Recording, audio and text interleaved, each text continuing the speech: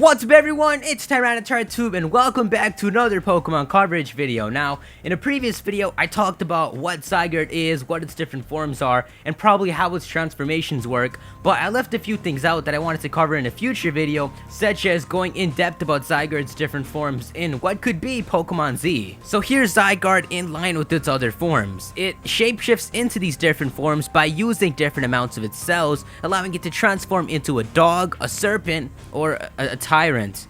I don't know what you're talking about. I didn't call that a deer. There could be more forms in the future, but it's actually possible that Zygarde's other forms may never be revealed, because these aren't just 3 random forms. These are forms that represent the children of Loki. In Norse mythology, Loki had 3 children: Fenrir the wolf, Jormungand the serpent, and Hel, a being that is one half alive and one half dead. And each of these children actually have a deep meaning behind them. Because of how much potential Fenrir had, the gods restricted him from developing, and in response, he bit the hand off Tyr, which is a god associated with law and battle. I've talked about Zygarde being Jormungand, also known as the Midgard serpent before, but it's a serpent that keeps the world together by wrapping itself around the world and biting onto its tail. Hel is a ruler, and to some, a personification of the underworld. She judges souls and decides whether they were good or evil. Some people fear her as a monster because she's half dead and half alive, but she really cares for souls. Hel, as a name, means the one that hides. Now, if you put those pieces of mythology together, the Pokemon it creates is Zygarde. The wolf that was restricted for its potential and bit the hand off the god of law is Zygarde 10%. The potential it has is the other 90% that would turn it into a monster, and by biting off the hand of law itself, it's stepping over it and taking law to its own hands as the Order Pokemon. The Midgard serpent keeps the world in order by biting its tail. If it were to let go, the world would collapse and lose order. This is Zygarde 50% form, the form it almost always takes while maintaining order in the ecosystem. The only time it'll ever leave this form is when there's danger, which brings us to Hel, a goddess that is one half alive and one half dead.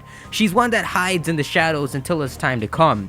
This is perfect Zygarde. When danger is sensed, Zygarde comes out of the shadows to wipe out the threat. Perfect Zygarde's appearance shows that some of its original power comes from Xerneas and Yveltal. It literally represents half life and half death. Zygarde is the life and death that maintains order. So if Zygarde's different forms are the 3 children of Loki, does that make Zygarde not the children, but Loki itself? Just like Zygarde, Loki is also a shapeshifter that can create earthquakes. We don't know for sure yet, but this means that Zygarde's role in Pokemon is greater than anything else. It really is a god Pokemon. But let's leave mythology aside. If you look at the various Zygarde forms, you'll notice that each form actually develops towards its original form. Look at this. This is Zygarde Core, the smallest form of Zygarde. When it gathers 10% of its cells, it morphs into this form. The red dot on its neck is the base, the Zygarde Core. When it gathers 50% of its cells, it morphs into a serpent, with its legs turning into a tail and its head fusing with its body. That's why you can't see Zygarde's head and core in its 50% form. But you'll notice that you can still see features from its dog form in it. That's because it's all in there, but this is most notable when it transforms into its perfect form. You can literally see the features it has in its dog form spike back out of its serpent form, most notably its head and feet. You can see the entirety of Zygarde's 50% form in its perfect form. You can almost imagine what its in-between forms could look like an 80% form. Remember though, you can't just expect Zygarde to have a form for every percent. It probably can, but it won't be a stable form, which would probably make it weaker. And that's why it's very possible that Zygarde's only 3 stable forms are these, to represent Loki and his children. Okay, let's really leave mythology now, but this is my favorite part, the Zygarde we'll see in the next Pokemon games. There's been talk that it could be Pokemon Z, which is very possible since Zygarde's role is more than obvious. You can imagine the story. Team flares after the opposite X and Y legends and succeeds in capturing it, and then you have to team up with Zygarde to stop it, or something along those lines. But since Zygarde seems to be the one behind Xerneas and Yveltal and even has a perfect form that apparently uses their power, I feel like the next games could be called Pokemon XYZ, just like the anime is called Pokemon X, Y, and Z. If Zygarde needs Xerneas and Yveltal's powers to turn back into its original form, then that means that their powers came from Zygarde, which also means that when AZ launched the ultimate weapon 3,000 years ago, he may have been using Zygarde's powers the whole time. That makes it even more possible that Zygarde created the Megastones, but I already talked about that in a previous video. It's hard to picture what Game Freak has in store for Zygarde from what little we know so far, but I decided to give it a shot anyway. Of course, as the gamer, I would love for Zygarde's power to just be out of this world with like an 800 base stat total, but from Game Freak's point of view, this is what I do.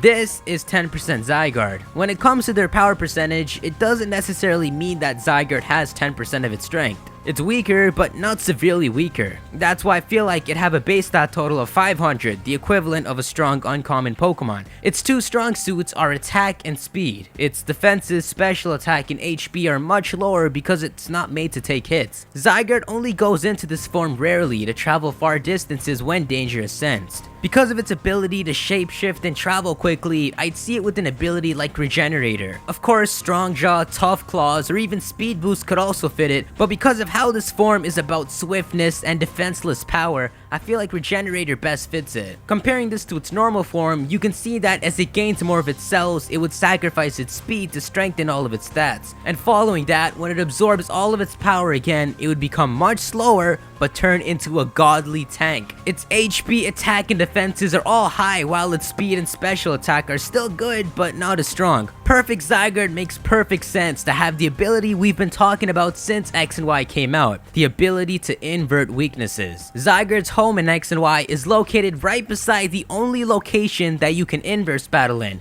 It could be a coincidence or a hint. It would make perfect sense if Zygarde inverts the type chart when it comes in. The peak of Zygarde's strength as Earth's protector would come from the fact that only it knows how to fight when it summons its inverted reality. Think about it, in its 50% form, Zygarde has the ability Aura Break, which counters Xerneas and Yveltal's abilities. I don't know why Zygarde's ability would be to put Xerneas and Yveltal in their places, but it could possibly be to maintain dominance and get its powers back at any time. But when it does get its power back, I can totally see it getting the ability to mimic an inverse battle. We'll call it Reverse Aura. Funny enough, it would make Zygarde mirror Rayquaza. Zygarde and Rayquaza would have abilities to negate their own trios, and Perfect Zygarde and Mega Rayquaza would have amplified abilities that counter their trios. There's also Ash's Greninja, which is where Ash awakens his Greninja like AZ did long ago, but I'll save that for a future video. But anyways guys, that's it for this video. Be sure to leave a like if you enjoyed it, and let me know your thoughts on all of this. It's really fun to speculate on Zygarde, there's so much to it, and with Coral leaking this week,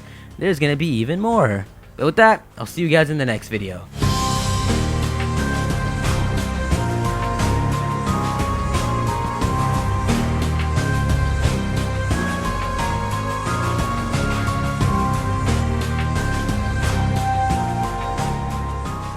Zygarde is the god of Earth.